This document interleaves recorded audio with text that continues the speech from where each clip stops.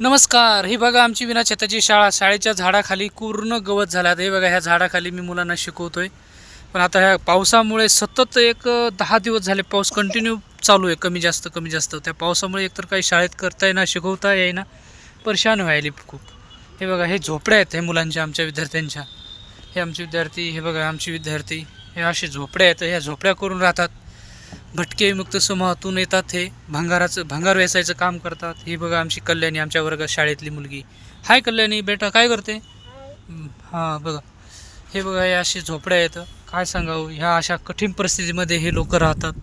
काय करणार आहे यांना? खरं तर कुठल्याच योजनेचा यांना कुठे लाभ भेटत नाही, ना घरकुलाचा ना कुठला. खूप कठीण परिस्थिती आहे. हे महाराष्ट्राचे रहिवासी नाही आहेत का? मग आजचा हा खूप मोठा प्रश्न पडतोय. कारण यांना पण जगण्याचा अधिकार दिला आहे, तर तो जगण्याचा अशा अवस्थेमध्ये जगतात. हे बघा अशा झोपड्या आहेत. हे बघा किती कठीण आहे. सारी ओल झाली आहे बघा इथं खाली पावसामुळे. हे बघा आमचा प्रदीप, त्यानं आता आंघोळ केली आहे, कपडे घालतोय. हे बघा त्यांची झोपडी, आमच्या प्रदीप सिन्यांची.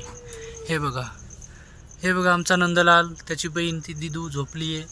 हे बघा सारं ओल निर्माण झाली या घरामध्ये. अशा झोपड्या आहेत. काय करणार, परिस्थिती खूप कठीण आहे, पण याच्याकडे लक्षच देत नाही कोणी. हे बघा ह्या झोपड्या आहेत. लक्ष द्यायला पाहिजे शासनाने तरी किमान. नको त्या ठिकाणी पैसा पूर्ण खर्च करतं शासन, आणि अशा गोरगरिबांना ज्या काही योजना असतात त्याच्यापासून वंचित ठेवत आहे. खूप कठीण परिस्थिती आहे.